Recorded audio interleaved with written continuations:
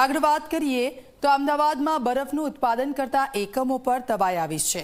આપ જુઓ, આરોગ્ય વિભાગ દ્વારા એકમોની હાથ ધરાઈ છે તપાસ। આરોગ્ય વિભાગ બરફની ગુણવત્તાની ચકાસણી કરી રહ્યું છે। ફ્લોરોસ્કોપ મારફતે ટીમ દ્વારા ગુણવત્તાની તપાસ કરવામાં આવી રહી છે। પાણીમાં ક્લોરીન છે કે કેમ તેની પણ તપાસ કરવામાં આવી રહી છે।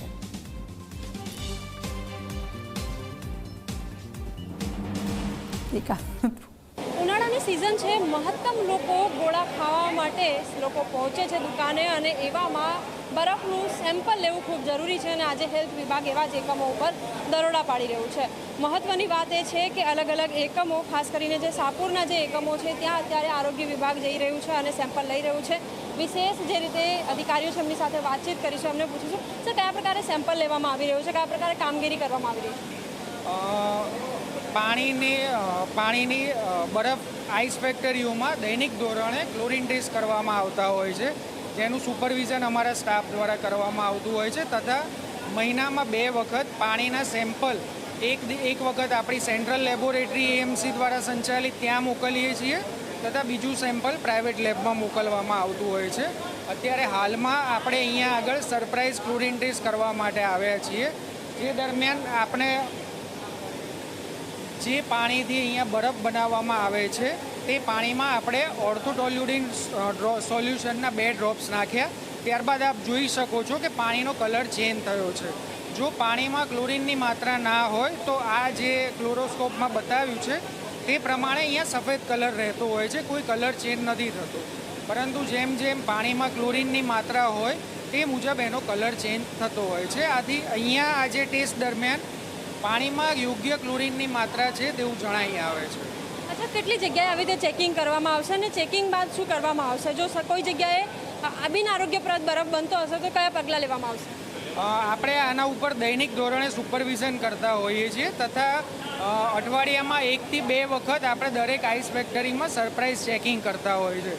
જો ચેકિંગ દરમિયાન આપણને જાણવા મળે કે પાણીમાં ક્લોરીનની માત્રા નથી તો આપણે પ્લાન્ટનો સપ્લાય ઇમિડિયેટલી બંધ કરીએ છીએ। પ્લાન્ટને સીલ કરવા સુધીની દંડનીય કાર્યવાહી અમ્યુકો દ્વારા કરવામાં આવે છે। અત્યાર સુધી કેવા એકમો ઉપર, કેટલા એકમો છે કે જેમના ઉપર એક્શન લેવામાં આવ્યા? અત્યારે હાલમાં તો આપણે આ જે સિઝન છે એમાં તો કોઈ એકમ દ્વારા આવી કોઈ ગેરરીતિ આચરાતી હોય તેવું માલુમ પડેલ નથી।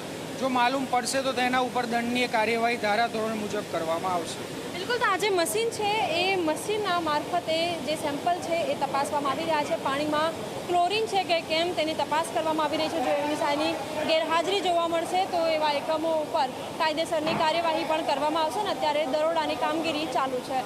કેમેરામેન તુષાર શાહ સાથે સપના શર્મા, Zee24 કલાક, અમદાવાદ। તો સ્વાભાવિક છે કે અત્યારે ઉનાળો ચાલી રહ્યો છે અને દરેક જગ્યા પર બરફ સપ્લાય થાય છે, ત્યારે આ બરફનું ઉત્પાદન જે જગ્યા પર થઈ રહ્યું છે ત્યાં આરોગ્ય વિભાગ દ્વારા તપાસ હાથ ધરવામાં આવી રહી છે, બરફની ગુણવત્તાની ચકાસણી કરવામાં આવી રહી છે।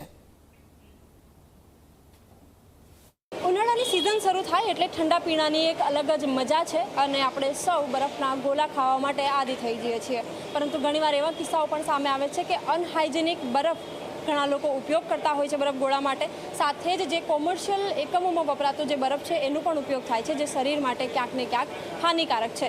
એવામાં સૌથી મોટો પ્રશ્ન એ થાય છે કે ગ્રાહકોને કઈ રીતે ખબર પડે કે એવો જે બરફ ગોળા ખાઈ રહ્યા છે એ એડિબલ છે કે પછી કોમર્શિયલ? એ જાણકારી આપવા માટે આપણી સાથે એક વેપારી ઉપસ્થિત છે કે જેઓ એડિબલ બરફ બનાવે છે, એમની પાસેથી જાણીશું, માહિતી મેળવીશું। અચ્છા, કઈ રીતે ગ્રાહકને ખબર પડે કે બરફ એડિબલ છે કે પછી કોમર્શિયલ છે? એકચ્યુઅલી જે ગ્રાહક કસ્ટમર હોય એને ખ્યાલ હોય કે એડિબલ બરફ ક્યાં બને છે, સૌથી પ્રથમ તો। અને બીજું કે અમે જે બરફ બનાવીએ છીએ ટોટલ એડિબલ છે કે એની અંદર એક એર સર્ક્યુલેશનની પ્રોસેસ હોય કે જેથી બરફ ક્રિસ્ટલ જેવો બને, અને જોડે જોડે બરફની જે અંદર પાણી વપરાય છે એના પૂરેપૂરા મ્યુનિસિપાલિટીના એએમસીના જે સ્ટાન્ડર્ડ છે એ પ્રમાણે મેન્ટેન કરતા હોઈએ, અને વખતો વખતે ક્લોરીન બી ચેક થતું જ હોય, ક્લોરીન એડ કરવામાં આવતું જ હોય કે જેથી એ બરફ ટોટલી હાઇજેનિક બને। તો કોમર્શિયલ બરફ કેવો હોય છે એ ખાતી વખતે કંઈ ખબર પડે ખરી?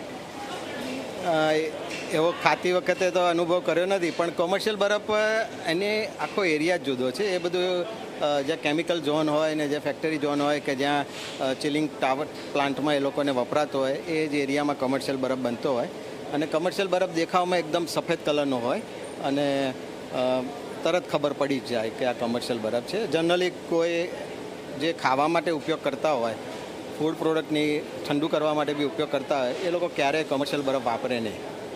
ઘણી બધી વખત હેલ્થ વિભાગમાંથી એ પ્રકારના સમાચાર આવતા હોય છે કે કોમર્શિયલ બરફ તો નથી વપરાયો કારણ કે એ થોડોક સસ્તો પડતો હોય છે. તો ગ્રાહક જ્યારે બરફ ગોલા ખાય ત્યારે એને કેવી રીતે ઓળખી શકે કે આ કયો બરફ છે?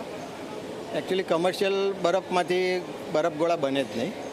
અમે જે બરફ બનાવીએ છીએ ક્રિસ્ટલાઇઝ જેવો હોય, એની હાર્ડનેસ વધારે હોય કે જે ગોળો બને એ લાંબા સમય સુધી ચાલે.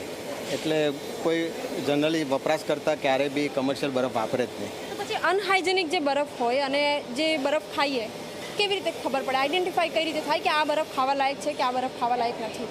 એ સપ્લાયર ઉપર આધાર છે કે જે વપરાશ કરતા હોય, જે વેપારીઓ હોય, એ જે ફેક્ટરીઓ ખાવા માટેનો બરફ બનાવતી હોય ત્યાંથી જ બરફ ખરીદતા હોય અને બરફ ક્રિસ્ટલ જેવો હોય, ચોખ્ખો હોય, બધા સ્ટાન્ડર્ડ મેન્ટેન કરેલા હોય, એ લોકોને ખ્યાલ જ હોય.